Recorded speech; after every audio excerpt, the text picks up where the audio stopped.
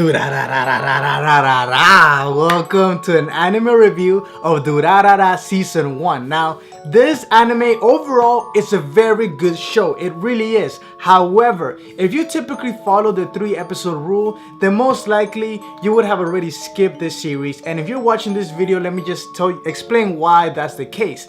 This series didn't do a good job at hooking most people in within the first 3 episodes. The thing is though, that if you stick with it for like a few more episodes, maybe until episode 10, you're gonna be hooked in from that moment on until the ending, because this show just has so much life and it's a very character driven series. It really is. There's a big cast of characters. It's just a really interesting show. I really love it. I really enjoy it. I can't wait for season 2. Now, why is it called Durarara?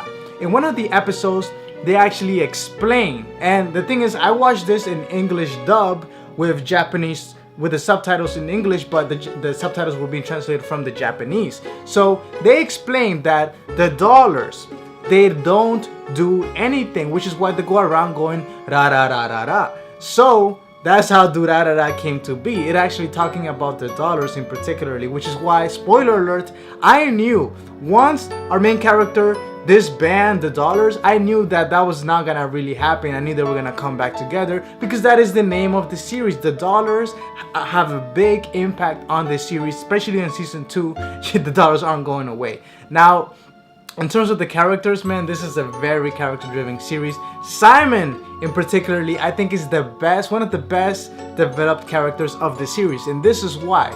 He is very mysterious. We really don't know too much about him, and even though he hasn't gotten his own episode where he really has a big backstory to him, just by the conversations that he has with other characters, you can tell, and his actions, you can kind of imagine his history. So he runs the sushi shop, a sushi restaurant, and he's Russian, but you can clearly tell that he used to be military, like maybe secret agent or something, and his co-worker as well, because man, he can even fight against the best fighters of the show. He can keep up with them and kick their ass, and just he can instantly tell when the face of fear, when somebody is going to go into war, to a battle, and is ready to die. He can instantly sense that face because he's had it himself, or he's seen it when he was in battle in the past. Now, this isn't confirmed, but you can pretty much speculate.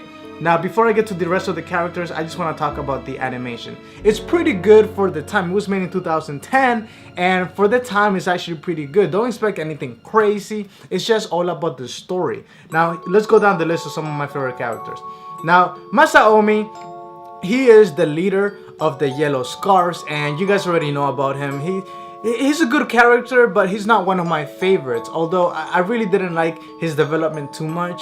I thought it was a little bit childish for the way he went back into Yellow Scars, and I can see his point, but still, in my opinion, I didn't really like that. Now, Izaya, dude, this guy, he's one of the least developed characters, and I really want to see more of a backstory to him. Is he human? Is he not human? It hasn't been quite confirmed. We do know that he's somehow able to know what's going on around his area, and he's almost like the Lelouch from Code Geass of this series. Like, he's just incredible strategist. He can always predict his opponent's next move and can manipulate them, and this guy is strong. He can like really kick some serious ass, and he is pure evil, but he loves humans. He just wants to see the way humans react.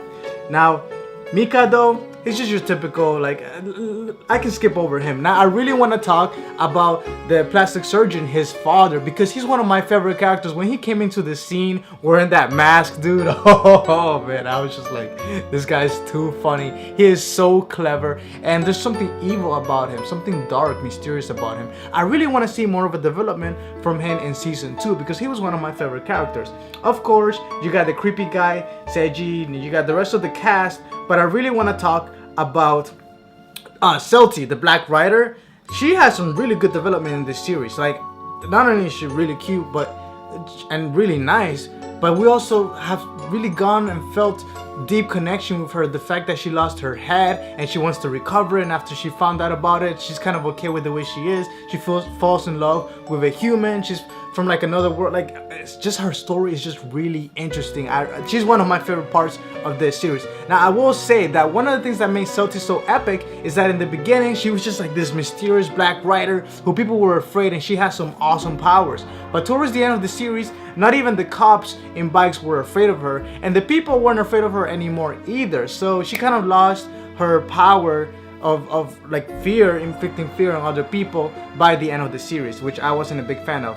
Now, Shinjiro is by far, next to Simon, one of my favorite characters, because this guy not only accepted the fact that he's just different and he's always angry, but he uses that for his advantage, man. This guy is not human. He is human, but he doesn't feel any pain from all the past experiences. Like, he's so used to it. He can take out a whole pole and punch people with it. Like, oh, this guy, I love him, having him in our team.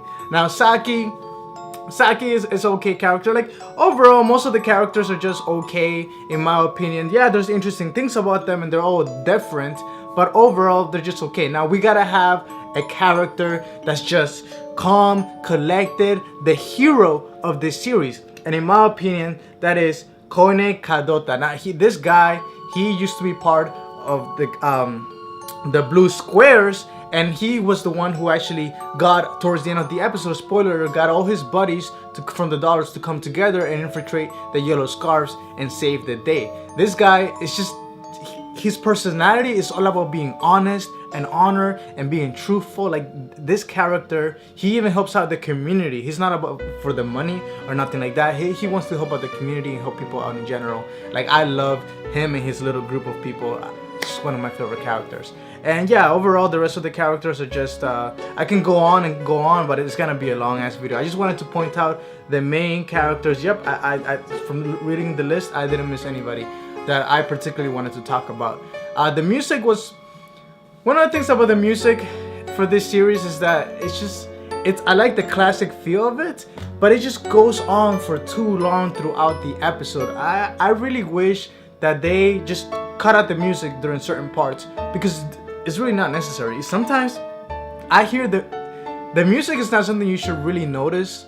It should just be there and in the background and just adding to the effect of the story and conversations. But sometimes I notice the music more than I do what's going on screen, and that was not good.